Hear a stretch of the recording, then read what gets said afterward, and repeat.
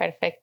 Bueno, pues buenas tardes, bienvenidos, bienvenidas a la Escuela de Familias. Aunque parece mentira, hace ya exactamente un año despedimos la parte presencial de nuestra Escuela de Familias, que es un proyecto que en la Fundación DISA queremos y mimamos especialmente porque nos supone un punto de encuentro muy importante con ponentes, con experiencias que habitualmente a las familias y a las personas adultas que tenemos menores a nuestro cargo pues nos preocupan. Es un momento feliz para nosotros porque implica volver a la casa natural de esta Escuela de Familias. Muchas gracias al Museo Elder, por supuesto, y como siempre, y a su equipo por volvernos a abrir las puertas de forma segura. Y como la pandemia no solo nos ha traído cosas malas y complicadas, y el aprendizaje que nos trae para nosotros en el caso de la Escuela de Familias es pues, la necesidad de fomentar eventos híbridos, es decir, que el recurso después quede disponible para todas aquellas familias que no se pueden unir en el momento en el que comienza. Aunque echamos de menos los talleres con los niños, que esperamos puedan volver pronto, porque además consideramos que es una parte importante la conciliación de las familias para que puedan unirse, esperemos que poquito a poco podamos ir retomando la actividad. En el confinamiento tuvimos algunas charlas vinculadas pues, a temas que nos preocupaban a las familias, pues tuvimos pediatras con los que pudimos conversar sobre cómo afectaba la COVID a los menores, estuvimos hablando de resolución de conflictos, de todas aquellas situaciones que se habían generado en la situación de confinamiento en las familias, y ahora que ya estamos volviendo a la vida presencial, nos parecía que era el momento de hablar de un tema que está en boca de todos, que en muchos casos nos preocupa y nos ocupa, no solo a la familia, sino a la población en general. Y hoy tenemos la suerte de tener con nosotros a Mos García, que es probablemente para los que nos acompañan aquí sobradamente conocido, con una trayectoria y una experiencia que leer el currículum pues da mucha tranquilidad porque vamos a poder compartir con él pues muchas de las inquietudes que nos han ido compartiendo y que esperamos que sean de ayuda. Uno de los puntos fuertes de la Escuela de Familias habitualmente es que se establece un diálogo con las personas que nos acompañan estos días, que nos dedican estas horas, por lo cual le agradecemos muchísimo que esté con nosotros y esperemos que sea una jornada totalmente productiva. Muchísimas gracias. Seguro que sí. Yo les dejo con él, que lo disfruten. ¿Qué hay? Muy buenas tardes a todos y a todas. Lógicamente, siempre que uno inicia una intervención en un foro de esta característica, sus primeras palabras, creo, porque así me han educado, deben ser de agradecimiento. Por lo tanto, quiero agradecer a la Fundación DISA, a la Escuela de Familias, que haya tenido la amabilidad de invitarme. Agradecerles además de que este acto se realice en un marco tan tremendamente emotivo, precioso, magnífico como el Museo Elder, y agradecerles a todos y todas ustedes su presencia. La pandemia, tiempos de incertidumbre, tiempos de pandemia. Desde luego, la situación que hemos estado gestionando, que hemos estado sufriendo y viviendo desde hace ya más de un año, que se dice pronto, pues nos ha cambiado a todos de una manera u otra. A mí me ha cambiado muchísimo, De tal manera que fíjense ustedes, un perfil de estos cambios está en que me he convertido en la portada de una revista satírica que con mucho cariño me ha definido como el epidemiólogo que suelta los rollos. Evidentemente, y teniendo en cuenta que es cierto que soy el epidemiólogo que suelta los rollos, espero que este rollo que les voy a soltar a ustedes sea lo suficientemente atractivo para que no genere ningún tipo de trastorno en lo que ya es una situación bastante complicada. Y permítanme que inicie la intervención con una reflexión que me parece fundamental, Se le ha pedido, a lo largo de todo este proceso de pandemia, se le han pedido muchas respuestas a la ciencia. Y la ciencia no tiene siempre respuestas para todo, sobre todo ante un problema nuevo que hay que conocer, que hay que estudiar y que hay que generar evidencia con respecto al mismo. Eso que les acabo de comentar, lo definió un poeta que a mí me fascina, que desgraciadamente ya ha fallecido, Mario Benedetti, que en una de sus frases, aunque no está claro si es una frase de él o fue un grafiti que tomó una pared, decía: cuando creíamos que teníamos todas las respuestas, cambiaron todas las preguntas. Y eso es ciencia, navegar entre la incertidumbre que va dejando de ser incertidumbre y va convirtiéndose en certezas conforme aumentamos nuestro nivel de conocimientos y de evidencia, que no siempre es tiene una respuesta inicial, porque hay que generar conocimiento y evidencia sobre los nuevos problemas. Es otra, si me permiten, voy a darles otra frase de otra persona que a mí también me resulta muy curiosa, que era Voltaire. Voltaire decía: la ignorancia afirma o niega rotundamente, el conocimiento duda, y esa duda es la que nos hace avanzar. Bien, la pandemia, pues francamente nadie se la esperaba, ¿eh? Nadie esperaba que tuviera ese perfil de desarrollo tan brutal que ha tenido a lo largo de todo este año. Aunque les voy a decir una cosa, en el verano del 2019 yo estuve dirigiendo un curso en la Universidad Internacional Menéndez Pelayo de Santander, en el Palacio de la Magdalena, sobre vacunas, que es mi campo de especialidad más potente. En aquel curso, uno de los profesores invitados que estuvo conmigo era precisamente Fernando Simón. Y en aquel curso, en la mesa de clausura, yo llegué a decir que era bastante probable que conviviéramos con una pandemia a medio plazo. Lo que no pensaba de ninguna manera que la pandemia fuera a los 4 o 5 meses de haber hecho aquel curso. Eso sí, pensamos que la pandemia iba a estar vinculada al virus de la gripe y no al virus del coronavirus. Es decir, era inesperada, pero de alguna manera los profesionales de la salud pública, por alguna serie de condicionamientos que les señalaré a continuación, ya pensábamos que íbamos a convivir con una pandemia. Fue una pandemia inesperada, en líneas generales, que cogió al sistema sanitario muy debilitado por la política de recortes que se había seguido desde la crisis económica del 2008 y cogió a todo el mundo con la guardia baja, a la mayoría de las personas con la guardia baja. Teníamos una estructura de salud pública y vigilancia epidemiológica absolutamente debilitada, una atención primaria que no es que pidiera agua por señas, es que estaba ya deshidratada, y una atención hospitalaria especializada algo más poderosa desde el punto de vista organizativo, pero también con un cierto perfil de debilidad, como lo demostró el hecho de que no hubiera capacidad en los primeros momentos de proteger adecuadamente a los profesionales a realizar su labor.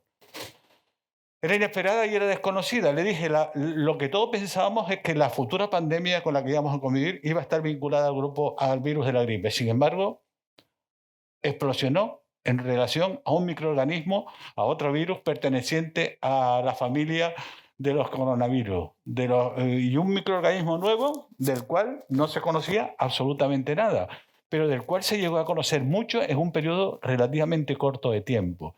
El genoma del virus fue descrito muy pronto después, muy poco después de haberse sido descubierto el mismo. No fue valorada inicialmente, quizá con un exceso de petulancia por parte de los países europeos, de los países desarrollados.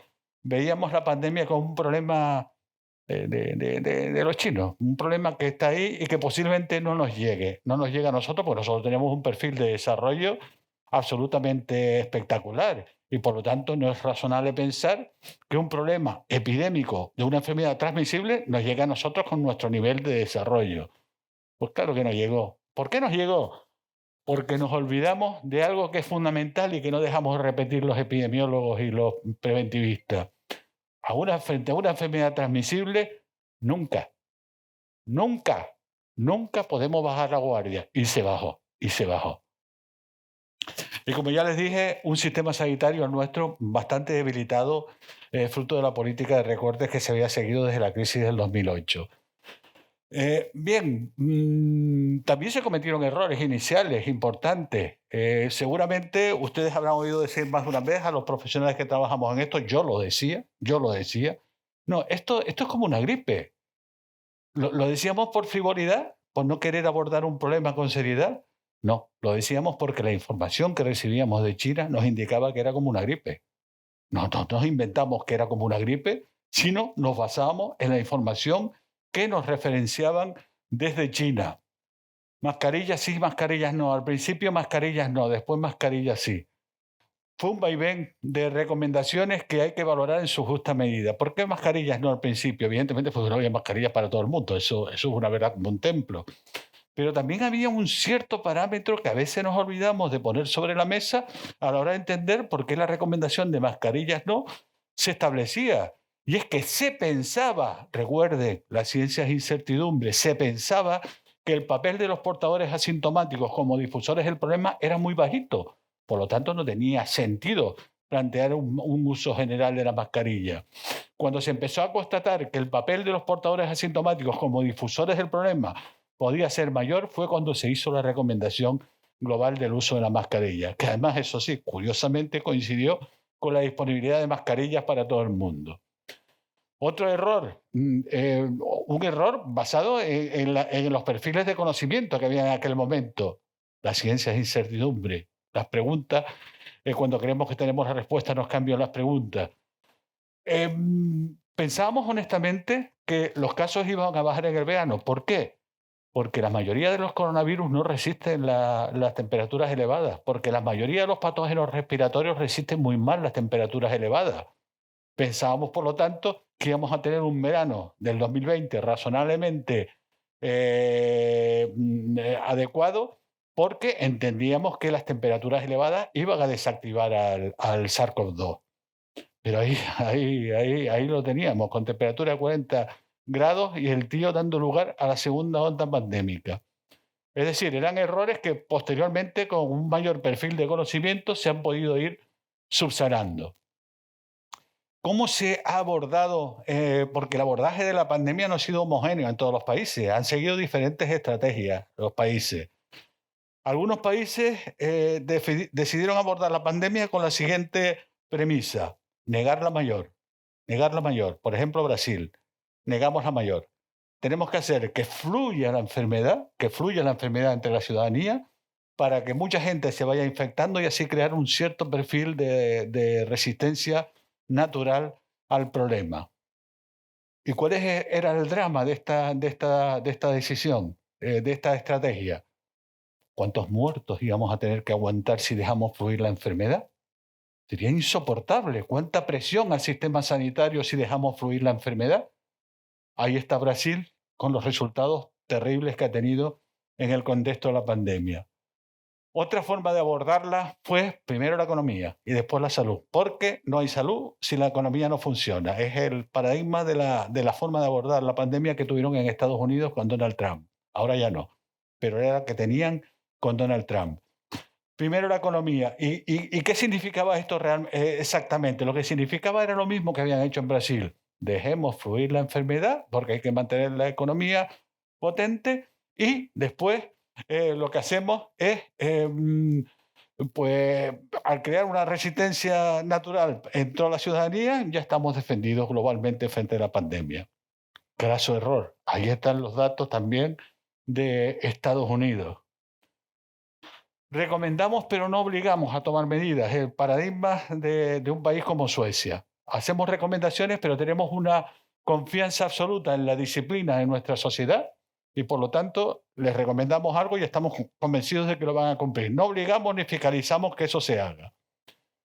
Pero claro, el error de base que tenía esta estrategia es que un sueco o una sueca, por muy sueca que sea, muy disciplinado, si está en un bar a las 12 de la noche y ya lleva 5 vodkas, pues difícilmente va a ser disciplinado. ¿Y esto qué consiguió? Que Suecia sea hoy el país que más fallecidos ha tenido como consecuencia de SARS-CoV-2 de todos los países del norte de Europa, como Finlandia y Noruega, que sí exigían, pero también cumplían, hacían cumplir lo que recomendaban, perdón. Y luego está en las medidas que tomaron en la mayoría de los países de Europa, incluido el nuestro, que son las medidas clásicas de toda la vida de salud pública. Las medidas de aislamiento, de confinamiento. Se llamaba medidas de cuarentena, pero duraron bastante más de 40 días el confinamiento en nuestro país. Y fue una medida clave que posibilitó darle un hachazo a la primera onda pandémica. ¿Por qué? Porque al estar confinados no teníamos contacto, y si no hay contacto, no hay contagio. Se consiguió, gracias a esta medida, disminuir controlar la primera onda pandémica que tuvo la enfermedad. Fueron las medidas que prácticamente asumieron la mayoría de los países y que les han dado un rédito importante. Y estamos hablando de pandemia. ¿Por qué creíamos que íbamos a tener una pandemia en los profesionales de la salud pública? ¿Y por qué Y oigan lo que les voy a decir, porque vamos a seguir teniendo que convivir con pandemias en el futuro. Lo tenemos claro que vamos a tener más pandemias. No sé cuándo, pero vamos a tener más pandemias con toda seguridad. ¿Por qué? Porque hay unos factores que están impulsando el posible desarrollo de problemas transmisibles en forma pandémica. El cambio climático no, el calentamiento global, uno de cuyos síntomas es el cambio climático. ¿Qué está condicionando esto? Un cambio absoluto en el ecosistema de los microorganismos. Y eso, sin lugar a dudas, es claramente favorecedor de la expansión de problemas transmisibles en forma pandémica. La pobreza, el cada vez mayor desequilibrio entre países ricos y países pobres. La pobreza y todo lo que le rodea es un campo ideal para el desarrollo de problemas transmisibles que explosionan o pueden explosionar en forma pandémica. Factores sociales como la migración desde los núcleos urbanos a los núcleos rurales buscando una mejor calidad de vida. ¿Qué condiciona esto? Lo que llamamos en España la España vaciada. Una menor población en el ámbito rural, una mayor población en el ámbito urbano, que además va a estar caracterizada porque se crean ciudades satélites con pisos pateras donde conviven muchas personas en ámbitos de espacios muy reducidos. Y esto condiciona un nicho favorable para la expansión de problemas en forma transmisible. Por esto pensábamos que iba a haber una pandemia en el verano de 2019 y por eso estamos seguros que vamos a seguir conviviendo con pandemia. Eso sí, esperemos que estemos mejor preparados que como lo estábamos para la de la COVID-19. Y un factor importante que a nosotros, los trabajadores de la epidemiología, pues nos ha gustado de esta pandemia, que por fin nos han puesto encima de la mesa. Por fin nos consideran a los trabajadores de la epidemiología. Por fin se habla de epidemiología en todos lados, en todos lados. Y eso ha sido muy bueno, pero también ha sido muy malo. También ha sido muy malo, porque ahora nos salen epidemiólogos hasta debajo de las piedras. Epidemiólogos que a lo mejor han hecho un cursillito y ya se entienden que son epidemiólogos. La epidemiología hizo su uso, se ha hecho un muy mal uso de la epidemiología en todo el contexto del desarrollo de la pandemia y un uso adecuado. Otro factor que nos ha vuelto absolutamente locos en el contexto de la pandemia, los bulos. Los bulos ha sido una situación absolutamente demencial. Hoy mismo acabo de escuchar unas declaraciones en televisión de una actriz cuestionando la vacunación y cuestionando los resultados de la pandemia y el drama que está significando la pandemia, con una línea argumental de es que lo he visto en internet. Pues vale.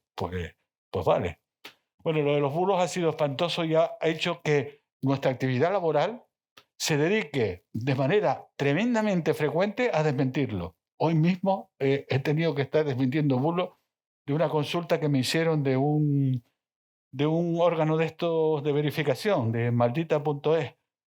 Bien, pues eso nos come mucho tiempo en el trabajo, los bulos, que desgraciadamente uno no termina de explicarse cómo pueden llegar a aprender en sectores de la ciudadanía. Pues, ¿cómo alguien se puede creer que realmente en la vacuna hay un microchip? Pero eso tecnológicamente, ¿cómo es posible? ¿Cómo se lo puede creer alguien, de verdad? ¿Cómo se puede creer alguien que la vacuna produce esterilidad en los varones, no en las mujeres, en los varones? ¿Por qué línea argumental? ¿Por qué plausibilidad biológica?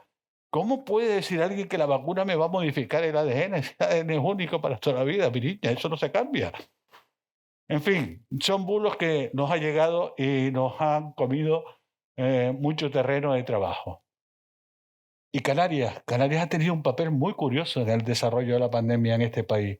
Canarias fue el ámbito geográfico que tuvo el primer caso en todo nuestro país, un turista alemán en la isla de La Gomera. No apareció en Barcelona, no apareció en Madrid, apareció en La Gomera, el primer caso que se dio en España. Canarias fue también el primer ámbito geográfico donde se produjo una primera experiencia en toda Europa de confinamiento, la que se realizó en un hotel en Costa de Eje de Tenerife. Una decisión muy complicada de tomar, pero que nosotros entendíamos que era absolutamente necesaria. Afortunadamente se tomó y aquello consiguió limitar la expansión de casos en nuestra tierra.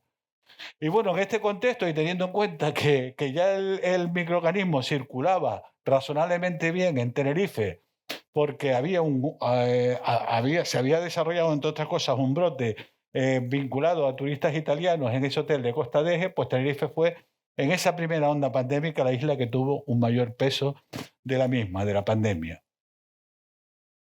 Bien, y cuando empezamos a bajar el número de casos de la primera onda pandémica, se nos comentó que íbamos a ir a una nueva normalidad. A mí lo de nueva normalidad es un palabra que nunca me gustó. Nunca me gustó por dos cosas. Porque yo no quiero que mi normalidad sea nueva, yo quiero que sea la de siempre, de verdad. Quiero que sea la de siempre. Quiero que sea la de siempre, no quiero que sea nueva. Hombre, salvo que sea nueva porque me he sacado la lotería y voy a vivir mejor. Pero si no, prefiero que sea la de siempre, de verdad. Y además, el poner la palabra normalidad en el contexto de una situación iba a generar, en nuestra opinión, y así lo dijimos, y mira que lo repetimos, iba a generar un cierto destensionamiento por parte de la ciudadanía, que iba a pensar que ya estamos acercándonos a aquella normalidad que teníamos antes de la primera onda. Nos preocupaba y por eso yo nunca hablaba de nueva normalidad. Hablaba siempre de una realidad diferente, la que teníamos cuando empezó a descender la primera onda. Recuerden que la llegada a esa nueva normalidad, que por cierto estaba desde el punto de vista del análisis epidemiológico perfectamente reglamentada, la llegada a esa nueva normalidad que yo llamo realidad diferente estaba fundamentada en 4 fases. La fase 0, la fase 1, la fase 2, la fase 3. Y cada una de esas fases, para pasar de fase, había que cumplir de manera absolutamente rigurosa una serie de indicadores. Todos los teníamos en Canarias, ¿eh? Algunas islas más que otras y pudieron avanzar de fase antes que otras, pero todos los cumplimos bastante bien. Pero empezamos a volver a repetir eso de nueva normalidad, nueva normalidad. La palabra normalidad, de verdad, no deberíamos haberla empleado nunca. Y empezamos a trasladar mensajes a la ciudadanía excesivamente alegres, de que íbamos a tener turistas, aquí está mi país, vengan, vamos a recibir turistas, vamos a empezar a salir, vamos a ocupar otra vez el marco lo más similar, de vida, lo más similar posible al que había antes de la pandemia. Y nos olvidamos de algo que es lo principal, que el microorganismo seguía ahí, que estaba ahí, que estaba agazapado, que es verdad que lo habíamos conseguido cortar la pandemia por el hecho de haber producido el confinamiento, pero el microorganismo seguía ahí, seguía ahí. Y por lo tanto, el retorno a una realidad diferente dio lugar automáticamente a la segunda onda pandémica del microorganismo. ¿Por qué? En primer lugar, porque había presiones de diferentes comunidades autónomas que querían pasar de fase aunque no cumplieran los indicadores que les acabo de comentar antes. Muchas presionaron porque querían pasar de fase. Hubo un exceso claro de optimismo, pensar que porque habíamos acabado con la primera fase ya estaba todo el pescado vendido, ¿no? Quedaba muchísimo pescado por vender. Estábamos en el verano también es una época del año en que, pues, iba a decir nos cuidamos menos, no, pero tenemos menos tendencias a cubrir medidas de protección, nos relajamos bastante más. Y luego falsas creencias derivadas en primer lugar porque ya empezaba a haber una presión importante de los bulos y de los que eran sujetos activos en la propagación de bulos en relación a la pandemia. Ya algunos foros no se hablaba de pandemia, sino de pandemia, como habló hoy precisamente Victoria Abril, de la pandemia. Bien, y un aspecto importante porque estamos hablando de un impacto claro sobre la salud de la ciudadanía. Pero ese impacto claro también ha sido sobre la economía de la ciudadanía. Y es evidente que sin salud no hay economía. Y desde luego estamos ante un problema sanitario que como no lo resolvamos sanitariamente no vamos a resolver lo demás. Pero hay que llegar a un punto de inflexión. Hay que llegar a un punto de inflexión. ¿Por qué? Porque sin economía no hay salud. Y eso significa más pobreza, que es nuestro principal problema de salud, la pobreza. Por lo tanto, hay que llegar a un punto de inflexión que permita de alguna manera razonable, proteger la salud, pero también incentivar de alguna manera la economía, porque si no estaremos generando más problemas de salud, como es la pobreza. Por lo tanto, el punto de inflexión, porque además, quiero decirles una cosa, miren lo que planteaba la OCDE al comienzo de la primera pandemia, más o menos en el contexto de la primera pandemia, decía que la caída del Producto Interior Bruto en los países de la Unión Europea iba a ser de una media de un 7,7%, si había solamente una onda pandémica, pero que para España iba a ser de un 11,1%. Y que si había dos ondas pandémicas, como era la situación que se creó a continuación, la caída del Producto Interior Bruto iba a ser de un 14,4% en España, mientras que para el resto de los países de la Unión de la OCDE iba a ser de un 9,6%. Esto es terrible, terrorífico, ¿eh? Una caída del Producto Interior Bruto de un 14,1% es terrorífico. Bien, seguimos, pues se gestiona la segunda onda, fruto de todas aquellas circunstancias que les comenté, y en este caso es Gran Canaria la primera isla que empieza a soportar un mayor peso de la pandemia. Concretamente, el municipio de Las Palmas de Gran Canaria, y el mayor número expansivo de casos se dio en el ocio nocturno, en varias discotecas de nuestra tierra, que pues hubieron varios brotes que dieron lugar a mogollón de casos y fue uno de los factores fundamentales para el desarrollo de la curva pandémica de esta segunda onda, que afectó fundamentalmente a Gran Canaria al principio. Después se trasladó a Tenerife, y es que lo del pleito insular se da hasta en este tipo de cosas. Como ve a Tenerife que tenemos más casos, automáticamente quieres tenerlo ellos. Como ahora hemos visto que Tenerife en la tercera ola tiene más casos, automáticamente queremos asumirlo nosotros. Bien, por lo tanto, las actividades fundamentales hasta este momento eran las que nos permitían convivir con el virus. ¿Y qué teníamos que hacer para convivir con el virus?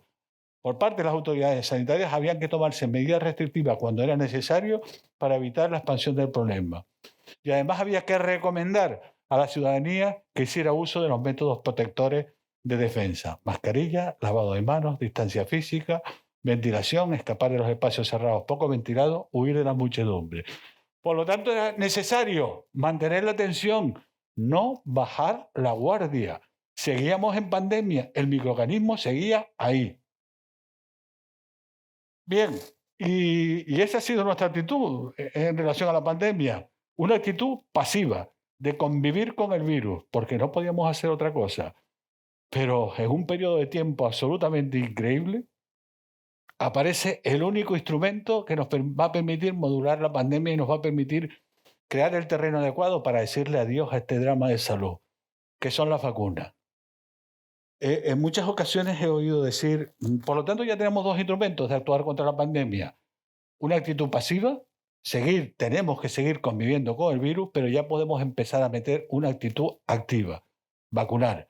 Y esa doble confluencia de elementos son los que nos van a crear ya la posibilidad de empezar a decirle adiós a este drama. Las vacunas, en un año aparecieron las vacunas. ¿Se acuerdan ustedes cuando empezó la pandemia que la mayoría decíamos, ojalá lleguen pronto las vacunas? Pues cuando llegaron muchos dijeron, es que han venido demasiado pronto. Vamos a ver, ¿han venido demasiado pronto? ¿Y eso es un demérito o es un mérito de la ciencia? Es un mérito de la ciencia, es un mérito del conocimiento, del talento científico al que las vacunas hayan llegado antes. Pero además, permítame que les diga otra cosa en relación a esto de que han llegado demasiado pronto. Han llegado antes que otras porque ha habido mucha inversión económica para que llegue una cooperación internacional absoluta y sobre todo mucho talento en el desarrollo de las mismas. Pero además conviene recordar que cuando apareció hace muchos años el SARS en el sudeste asiático y el MERS en los países árabes, ya se empezó a desarrollar una vacuna de ARN mensajero frente a estos microorganismos. ¿Qué ocurrió? Que dejaron de tener presencia y dejaron de desarrollarse, pero la base estaba ahí. Y cuando aparece el SARS-CoV-2, se aprovecha esa base para que en lo que es el proceso de producción de una vacuna, lo primero que se hace, que es la fase preclínica, apenas se hizo sobre la marcha porque ya teníamos la fase establecida. Después, el resto de la fase se cumplió escrupulosamente, como se cumple siempre con las vacunas. ¿Qué ocurre? Que normalmente en la producción de una vacuna normal, cuando acaba la fase 1, se evalúa la fase 1. Cuando acaba la fase 2, se evalúa la fase 2. Aquí la evaluación fue continua a lo largo de todo el proceso y eso permitió que se superponieran fases. Pero todo el proceso de gestión de las vacunas frente al SARS-CoV-2 ha sido exactamente el mismo que para cualquier otra vacuna, solamente que más rápido. Y es verdad también que los trámites administrativos se han acelerado muchísimo, muchísimo por la urgencia de la situación grave de riesgo para la salud pública. Bien, las vacunas, ¿cuál es el primer problema que nos encontramos con las vacunas? Pues que las vacunas no nos van a llegar, no va a haber vacunas para todos de entrada. Las vacunas van a llegar poco a poco. Y en estos momentos están llegando más poco de lo que nos gustaría a nosotros y de lo que estaba previsto. Además, nos han condicionado un escenario tremendamente complicado desde el punto de vista logístico, tremendamente complicado. ¿Por qué digo que es tremendamente complicado? Porque son vacunas, la de Pfizer, que se tienen que conservar a temperaturas de congelación absolutamente extremas, de 70 a 80 grados centígrados bajo cero. Eso no es lo normal. Las vacunas normalmente se mantienen en temperaturas entre 2 a 8 grados centígrados. Pues bien, para manipular estas vacunas es tremendamente complicado. Y además, una vez que las descongelamos, tienen una vida media muy corta, muy corta. Vamos, muy corta, hay que ponerlas inmediatamente. Lo mismo pasa con la de Moderna, que no tiene una temperatura tan extrema como la de Pfizer. En este caso se pueden conservar a temperaturas de 20 grados bajo cero. Pero también es una temperatura complicada porque hay que descongelar y tiene una vida media después de congelar algo más amplia que la de Moderna, que la de Pfizer, pero también no excesivamente larga. Por lo tanto, fíjense ustedes el escenario. Vacunas tremendamente complicadas de gestionar y además que nos llegan poco a poco, poco a poco. Y luego está la comunicación. La comunicación. Yo me acuerdo que antes de que llegaran las vacunas, 4 o 5 meses antes de que llegaran, las encuestas decían que el 40 y largos % de la ciudadanía era remiso a vacunarse inicialmente con la vacuna. ¿Cuál es el problema ahora? Que se quiere vacunar todo Dios. Y no hay vacuna. Para todo Dios, evidentemente, en estos momentos. Y bueno, en este cambio ha sido clave la comunicación. Ha sido clave la comunicación. Desdramatizar la vacuna. Y yo siempre he planteado una triple estrategia para desdramatizar la vacuna y ponerla en su justo valor. Siempre he dicho que si una vacuna está aquí es porque los órganos reguladores del medicamento, que están constituidos por personas, no por cualquiera, están constituidos por profesionales de muy alta y relevante solvencia científica, han evaluado el dossier que le han pasado los productores de las vacunas y han visto que reúne los requisitos de seguridad y eficacia razonable. Por otro lado, ¿por qué nos tenemos que vacunar? Es que si no nos vacunamos, ¿cuál es la alternativa? ¿Cuál es? Seguir como estamos. La alternativa es seguir como estamos.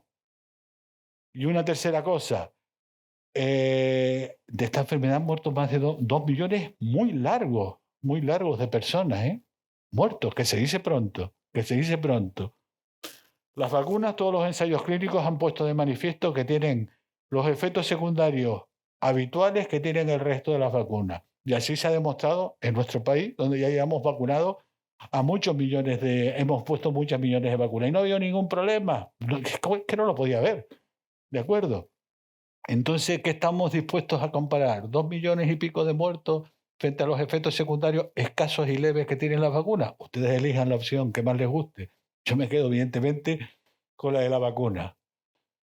Bien, por lo tanto, hay pocas vacunas, y esto significa que hay que priorizarlas. Y el Plan Nacional de Vacunación del COVID diseñó una estrategia en la que yo tuve el placer de participar, en la que era claro que en un escenario inicial en el que iban a haber pocas vacunas había que priorizar las mismas, había que priorizar a quién administrárselas. Que había que hacer un análisis logístico absolutamente extenso porque manipular las vacunas que les he comentado era muy complejo y había que establecer una estrategia de comunicación para vencer las resistencias, las reticencias que podían tener sectores amplios de la población. Las 3 cosas se han hecho. Yo creo que las 3 cosas se han hecho de manera bastante razonable. Hoy, repito, el problema no es que haya gente que no se quiere vacunar, el problema es todo lo contrario, es que no hay vacunas para toda la gente que en estos momentos ya exige la vacunación. ¿Y se ha priorizado en función de qué? Se ha priorizado en función de 2 parámetros fundamentales. Vulnerabilidad de la persona. Es decir, que la persona a la que protegemos sea la que tenga un mayor perfil de riesgo de padecer complicaciones severas, incluso ingresos hospitalarios, UCI o fallecimientos si padece la enfermedad. Y el segundo elemento clave, exposición al riesgo. Exposición al riesgo, es decir, estar muy expuesto al riesgo porque manejamos enfermos COVID. Y en ese sentido los sanitarios era, lógicamente, el marco fundamental de intervención, porque además, sin sanitarios difícilmente se va a poder intervenir en la pandemia. Y el tercer elemento, factores éticos. La ética hay que ir incorporándola en todo este tipo de planteamientos. Y la ética es la que iba guiando los criterios de priorización. Bien, en función de la disponibilidad de dosis, que como les he dicho, en una primera fase iba a ser muy baja, lo que se establecieron eran 3 etapas iniciales de intervención con la vacuna. Y esas 3 etapas estaban vinculadas a los siguientes elementos a las siguientes tendencias de vacunación. La etapa 1, había que vacunar en primer lugar al colectivo que más había sufrido los embates de la pandemia, al más vulnerable, al que había dado lugar a más fallecimientos y a más ingresos en UCI, nuestros mayores que están en residencia y lógicamente las personas que las cuidan. Eso lo teníamos todos clarísimo, eran a los primeros que había que proteger. Y además es que había una deuda social con ellos, había una deuda social con ellos. Lógicamente, al personal sanitario de primera línea, el que está muy en contacto con los enfermos del COVID o desempeña una función laboral que es fundamental en el contexto de la pandemia. Otro personal sanitario, ya no de primera línea, y personas consideradas como grandes dependientes. Esto era fundamental porque era otro colectivo claramente vulnerable y que había que proteger. Ya se está protegiendo afortunadamente en nuestra tierra.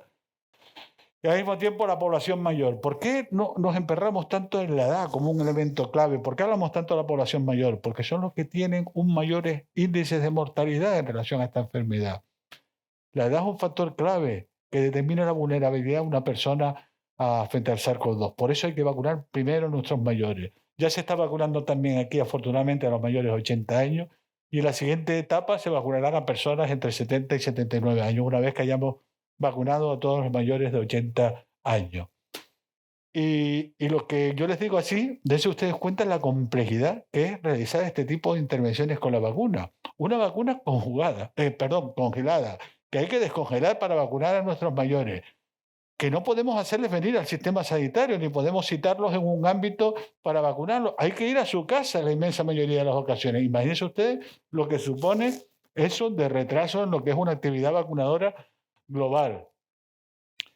Y bueno, esta estrategia, como no hay mal que por bien no venga, no, iba a decir, no hay bien que por mal no venga, porque todo ha sido cada vez más difícil. Pues resulta que el número de dosis que teníamos que recibir primero de Pfizer y Moderna, pues no es el que recibimos, es mucho menor. De Moderna han bajado un montón el número de dosis llegadas. Todas están comprometidas. La compra de vacunas la ha hecho la Unión Europea, que ha repartido por todos los países miembros, y en este caso nuestro país pues las reparte en función del perfil de vulnerabilidad que tenga cada comunidad autónoma, de número de personas vulnerables, y desgraciadamente las que teníamos que recibir, pues nunca las hemos recibido, siempre hemos recibido muchas menos. Y no vean lo que nos ha pasado con la vacuna nueva, la de AstraZeneca, que hoy te enteras de que van a entregarle la mitad de las dosis comprometidas con la Unión Europea, lo cual te crea un escenario cada vez más complicado. Menos mal que está a punto de llegar una cuarta vacuna, que es la de Johnson Johnson, que si no recuerdo mal, mañana se presenta para su autorización por la FDA americana, después pasaría a la EMA europea, y si todo va bien, pues es posible que sea autorizada en el mes de marzo para Europa y que tengamos dosis de la misma o a finales de marzo o a principios de abril. Pero todo esto ha sido complicado, todo esto ha sido difícil. Y como todo esto ha sido difícil, yo siempre suelo comentar que soy un médico, epidemiólogo, especialista en medicina preventiva, pero también soy viejo rockero. Y esto no es una metáfora alejada del rigor científico, no, no, no. Es que para trabajar en esto de epidemiología y la salud pública hay que echarle mucho rock and roll, mucho rock and roll. Así que muchas gracias y lo que quieran preguntar, aquí me siento con mi, con mi moderadora.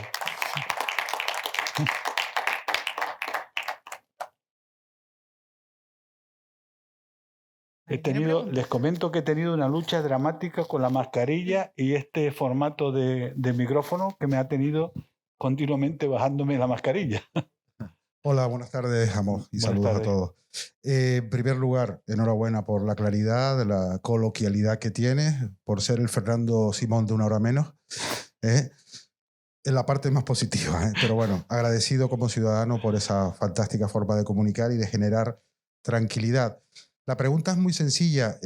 Parece que estamos en la recta final, se está viendo luz al final del túnel, pero realmente llega el verano, se está hablando y se nos está ya, estamos en la discusión de que las marcas de las vacunas, la AstraZeneca ya poca gente se la quiere poner porque su efectividad dicen que es mucho menor que la del resto, pero esto va a acabar, es decir, hablabas del cambio climático, en breve acabará el COVID-19 y vendrá otra diferente con otra variante, con otra cepa que nos pueda otra vez poner en jaque a la humanidad, como nos ha ocurrido ahora se cumple un año. Es mi pregunta. ¿O el desconocimiento y la propia duda e incertidumbre por parte de ustedes los expertos es la misma que cualquier ciudadano? Gracias. Sí, gracias por la pregunta. Ya sé quién eres.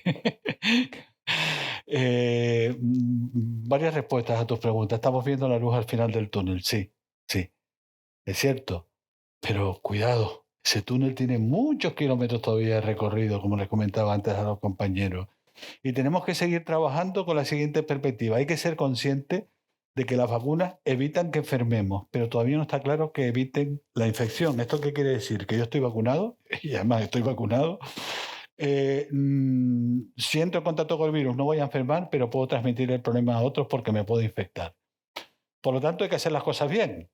Todo este kilometraje que nos queda todavía hasta llegar a esa luz, tenemos que hacerlo muy bien, es decir, manteniendo las pautas de convivencia que hemos desarrollado hasta ahora con el virus, tenemos que seguirlas manteniendo, porque si lo hacemos mal, corremos el riesgo de que esa luz que vemos al final del túnel sea la de un expreso que viene de frente y nos choque y nos haga descarrilar y nos haga desandar todo el camino desandado. Por lo tanto, prudencia, mucha prudencia. Hay que seguir implementando la vacuna y hay que seguir implementando las medidas de convivencia con el virus.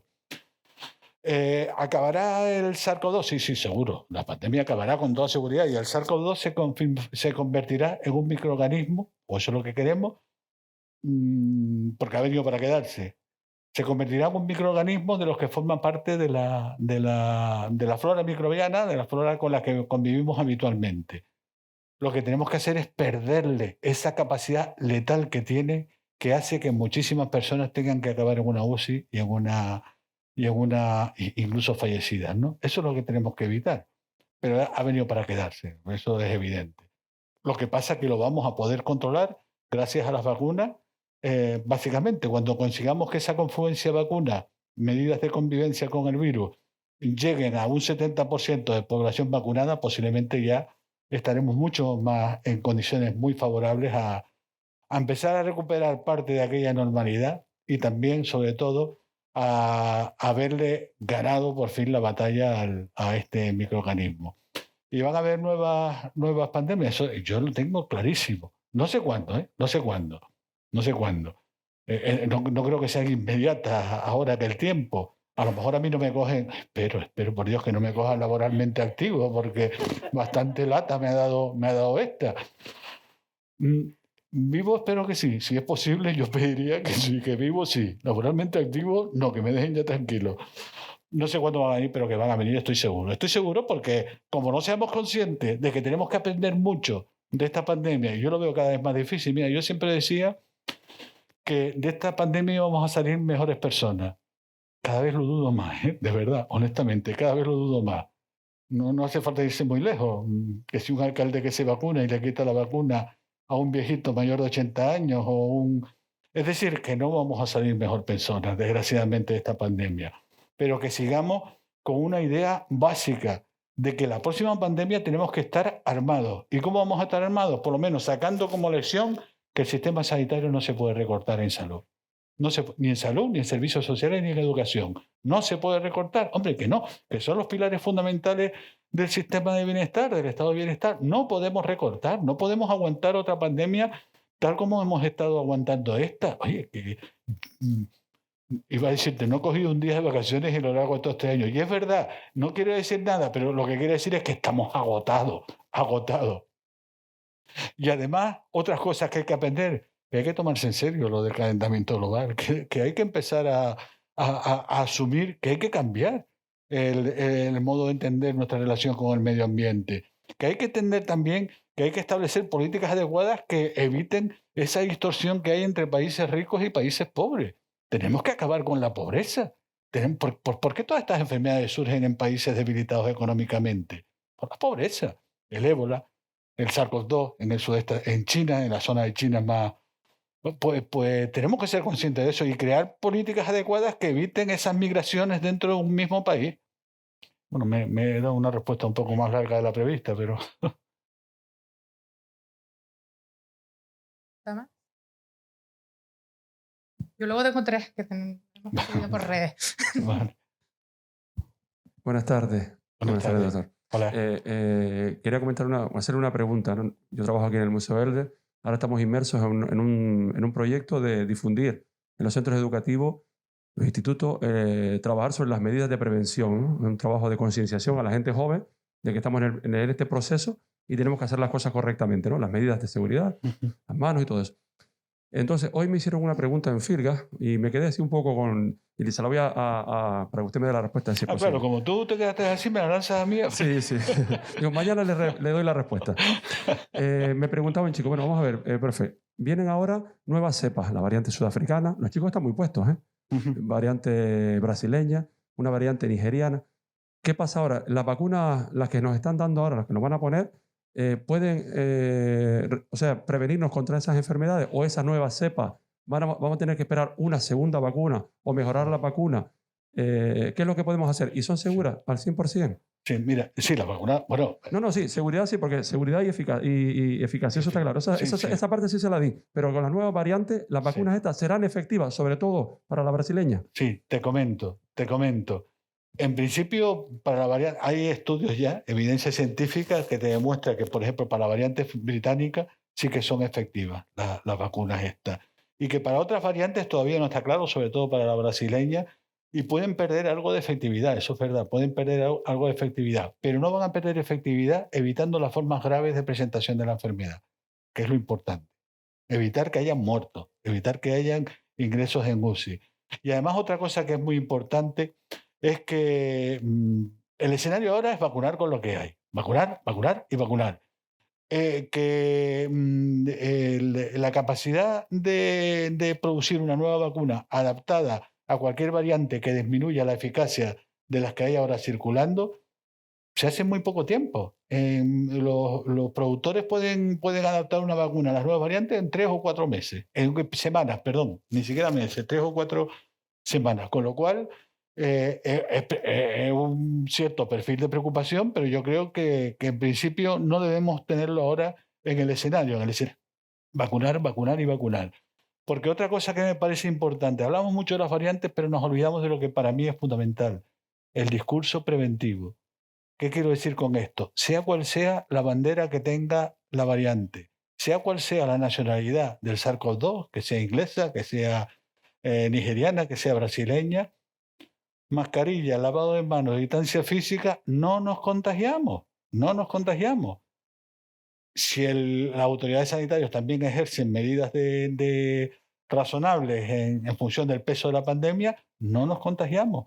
Por lo tanto, la clave, a mí me da igual que sea, no me da igual, porque evidentemente tiene una mayor tasa de transmisibilidad, pero que la anulo con esto, con algo tan simple como esto, y el lavado de manos y la distancia física. ¿Vale? No sé si te servirá para darle la respuesta al alumno. Venga, pues muchas gracias.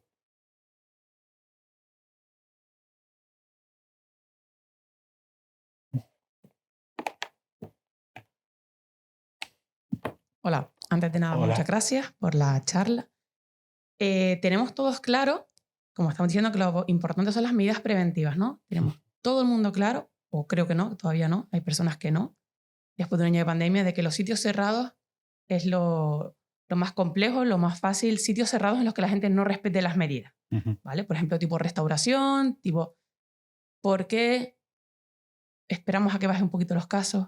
Abrimos interiores, volverán a subir los casos, cerraremos interiores. Si lo tenemos tan claro, ¿por qué no hay una normalización y decir, no, hasta que no esté la población vacunada, hasta que no consigamos frenar esto, cerramos totalmente los sitios interiores? ¿Por qué la gente a día de hoy sigue sin tener interiorizado el uso de mascarillas en los propios ámbitos laborales? Me refiero a que vas a una tienda en la que hay poca gente y ves como el empleado, cuando ve que vas a abrir la puerta, se pone la mascarilla. Es que ya eso no es un sitio seguro para mí, porque al entrar, tú has estado sin mascarilla todo el tiempo y yo cuando entro, a lo mejor no es un sitio seguro. Vas por despachos de ciertas personas, igual están sin mascarilla.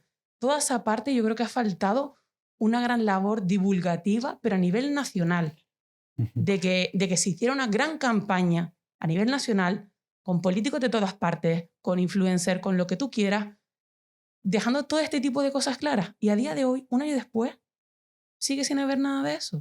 Entonces estamos siempre sube, baja, sube, baja. ¿Por qué no hay una gran concienciación respecto a esto?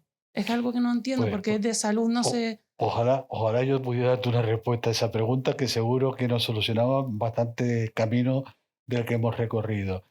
Yo entiendo que a nadie le agrada tener esto en la cara. A nadie le agrada el no poderle dar un abrazo a la persona que quiere. A nadie le agrada el poder realizar lo que hacía antes de la pandemia. Y es lo que tú dices, el problema es que tenemos que ser conscientes de que nuestra situación no es la misma. Estamos en pandemia y además estamos ante un problema de salud muy serio. Yo no estoy tanto de acuerdo contigo en que falta información. Yo creo que a lo mejor ha habido sobreinformación con respecto a la pandemia. Es raro que abras unas noticias, es raro que leas un periódico, ya sea digital o físico, y que su primera página, su primera noticia no sea relacionada con el SARS-CoV-2. Es rarísimo, ¿eh? Bueno, es que no existe esa posibilidad. Sí, pero yo creo que las campañas que se han hecho no han calado en la población. No puede ser que tú pongas una televisión, me digas blanco, la otra gris, la otra negro. En las campañas informativas tengo bastantes dudas de su conveniencia. Te voy a poner un ejemplo. ¿Tú sabes dónde se empezó a estudiar la correlación entre el cáncer de pulmón y el tabaco, los riesgos que tenía el tabaco en los cánceres de pulmón? En los sanitarios. Y los sanitarios eran uno de los colectivos que más fumaban. ¿No estaremos informados de los riesgos que tiene el tabaco cuando somos sanitarios? ¿No estaremos informados? Y por lo tanto hay que ser muy, muy precavido con las campañas de información. Yo creo que la clave es decirle a la ciudadanía el mensaje de manera clara y rotunda. Que estamos ante un problema que lleva más de 2,5 millones de muertos. Yo creo que hay que ponerse... Claro, pero si el propio gobierno me dice que hoy puedo ir a un restaurante, estar sin mascarilla, con 20 personas, y mañana me dices que no. No, con 20 personas no puedes estar.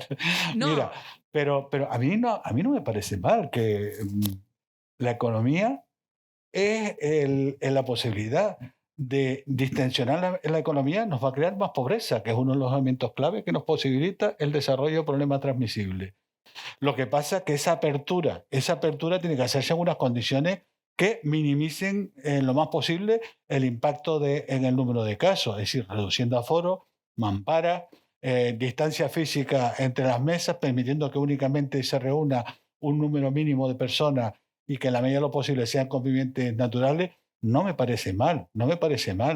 ¿Por qué? Porque siempre y cuando los datos epidemiológicos lo permitan, evidentemente, siempre que los datos epidemiológicos lo permitan.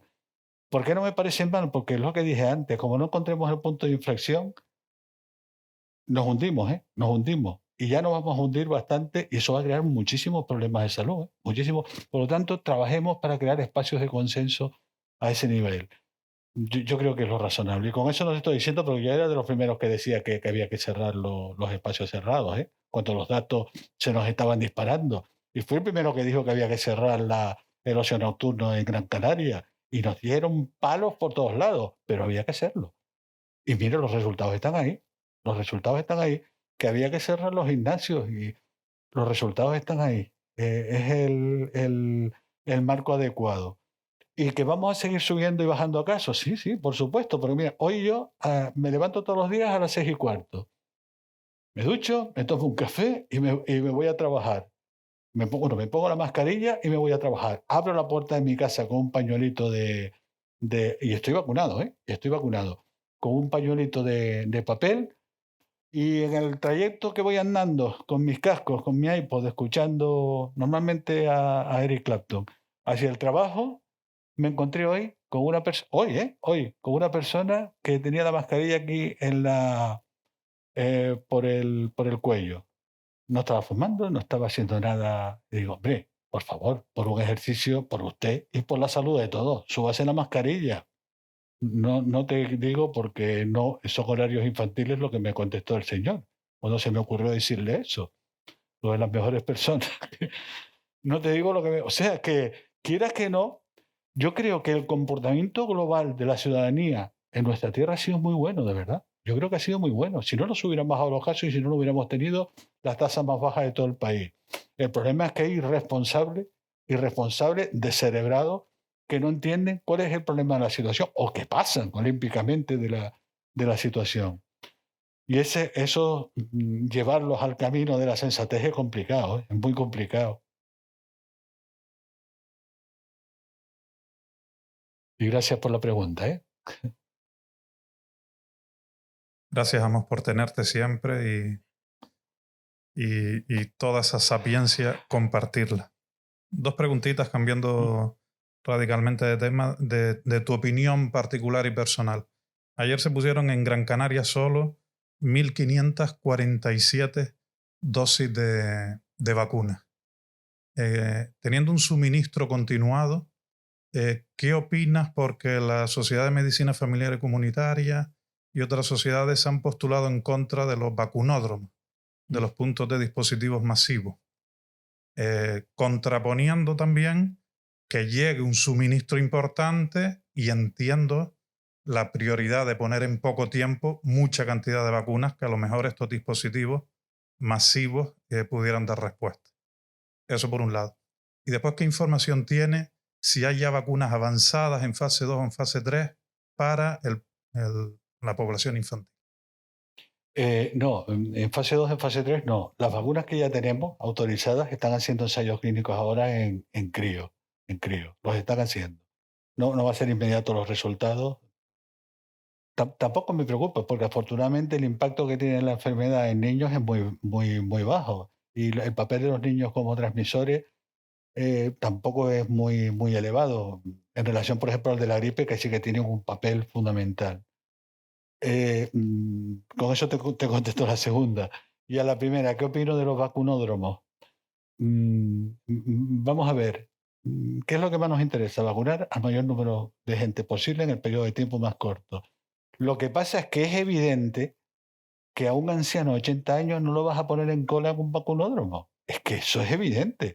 Tendrás que ir a vacunarlo a su casa o tendrás que citarlo al centro de salud, si se puede mover. Pero no lo vas a poner en cola en un vacunódromo. Por lo tanto, para poder perfilar el personal que puede acudir a un vacunódromo, que yo defiendo que habrá que ser una herramienta de trabajo en el futuro cuando tengamos el número de dosis adecuada, se tienen que cumplir varias características. La primera, que el recinto esté bien consolidado y nos garantice la seguridad para la persona a la que vacunamos y para el que vacuna. Eso es lo primero, es decir, tiene que haber un dispositivo adecuado en ese ámbito. Y luego una definición muy clara de a quién vas a vacunar allí. Y normalmente yo creo que ese perfil de vacunación tendrá sentido cuando empecemos a vacunar a las edades medias de la vida o a grandes grupos sociales, como pueden ser policías, bomberos. Ahí sí, yo creo que ahí es bastante razonable plantear el que pueda citarlo a todos y vacunar al mayor número posible en persona. Pero cuando estemos vacunando a los vulnerables, eso no puede ser, evidentemente. Eso tienes que vacunarlo o en su domicilio o en el ámbito sanitario. No, yo no creo que a los bomberos les cueste mucho ir a un vacunódromo para recibir la vacuna, por Dios. Y además y siempre dejando espacio para que después se queden los 15 o 20 minutos que se tienen que quedar en conservación, claro. Voy a hacer un momento a las preguntas de redes antes de que se me olviden. Muchas gracias, doctor, por su sapiencia. Una pregunta está relacionada con por qué se habla tanto de la vacuna y no del tratamiento, o si hay algún tratamiento. Pues yo creo que fundamentalmente porque la vacuna previene un riesgo. El tratamiento trata el riesgo. Y yo creo que lo que todos nos queremos es que no nos trate, sino no tener necesidad de ser tratado. Por eso se habla tanto de las vacunas, porque es el instrumento que evita el problema, no el que contribuye a tratar el problema. De todas maneras, evidentemente hay que seguir avanzando en la línea de tratamiento porque, lógicamente, las personas ya afectadas necesitan tener tratamientos sólidos que le permitan salir adelante. Y por otro lado, son varias preguntas que todas están relacionadas con lo mismo, y es con cómo funciona la vacuna, porque se ha hablado de la modificación genética, que si hay una proteína circulante que es la que lucha contra el virus y se deposita en las articulaciones y te produce dolores. Bueno, relatan una serie de cosas que se han leído por ahí y que realmente no se sabe, Sí, no se ha explicado cómo... Yo les aconsejaría que no leyeran por ahí, que leyeran donde tienen que leer, en el ámbito científico. Si no, se van a volver absolutamente locos. ¿Cuál es el comportamiento que tiene una vacuna? Una vacuna lo que pretende es generarte respuestas protectoras y te la va a generar de diferentes maneras. Las de ARN mensajero, de una manera, y las de líneas acelulares de adenovirus, como es la de AstraZeneca o la que va a llegar de Janssen, de otra manera. Pero lo que hacen es poner en marcha tu ejército defensivo. No estamos metiéndole virus de la enfermedad a la persona. Por lo tanto, es imposible que te reproduzca la enfermedad. Imposible. No estamos transmitiendo virus. Y ese es el elemento clave. El elemento clave. Y por favor, no lean por ahí. Lean donde hay que leer. Lo dejaremos claro para la gente. La última pregunta, porque no vamos a robarle mucho más tiempo también al doctor. Sí.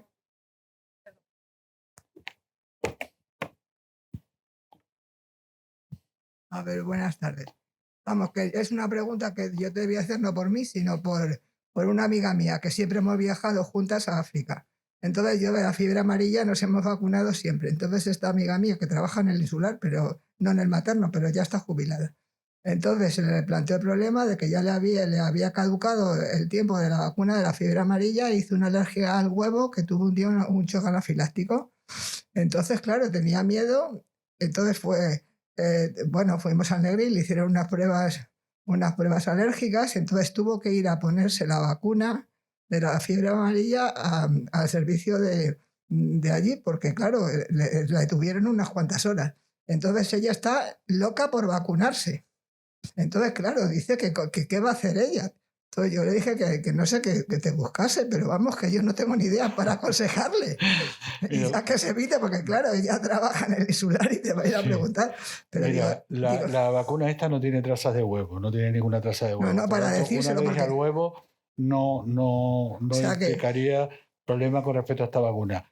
Ahora bien, se aconseja que una persona que tenga alergia a alguno de los componentes de la vacuna no se puede vacunar, evidentemente.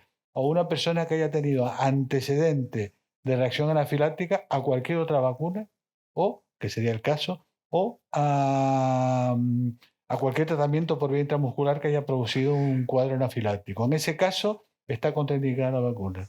Bueno, nos hemos vacunado de la fiebre amarilla todas las veces del mundo, y la última vez que se la puso no pasó nada. La tuvieron un rato allí en el Negril, pero vamos, que no pasó nada. Pero es que está pesadísima y digo, yo me informaré. Si no le pasó nada, hombre, a mí me preocupa el antecedente de reacción anafiláctica, pero si no le pasó nada en la última, pues no tendría sentido. Porque o sea, que se ponga la Pfizer y me deje en paz. ¿Eh? Que se ponga la Pfizer y me deje en paz, porque como la Moderna, hombre, la Moderna, que tiene más ritmo. Como ya no podemos viajar, pues se ha acabado. Gracias. Nada, gracias a ti. Gracias, muy buenas tardes. Hola, buenas tardes. Sabes la dificultad que estamos teniendo dentro del mundo de la actividad física y el deporte por algunas circunstancias, sobre todo con los deportes que son de contacto, ahora la situación de mascarilla. Sí quería poner en valor que el deporte pues genera este nivel de salud también y puede ser un componente para pelear contra este SARS-CoV-2. Y sí quería llegar a esa pregunta, de las posibilidades que tenemos a través del deporte para poder seguir combatiendo esta pandemia. No, desde luego, cualquier enfermedad transmisible, cuando uno está llevando un hábito de vida saludable, tiene mucha mejor capacidad de responder mejor a ese problema transmisible que si estuviera llevando una vida desastrada. Eso es evidente. Lo cual no quiere decir que por muy sano que sea, no tengas también que sufrir una enfermedad transmisible. Pero como muy bien has dicho, lógicamente una actividad física, uno de los grandes dramas que tuvo el confinamiento es que la mayoría de nuestros mayores no movilizaban la musculatura porque estaban confinados y desgraciadamente todavía sigo conociendo a mayores que no se atreven a salir a la calle ahora.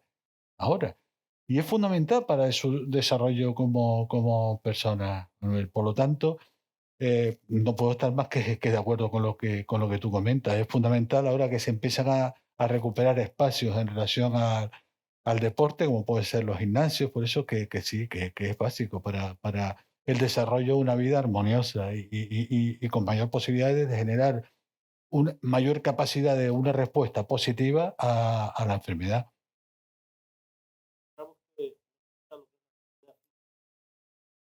Con los que ya no arreglada, nada. Esta parte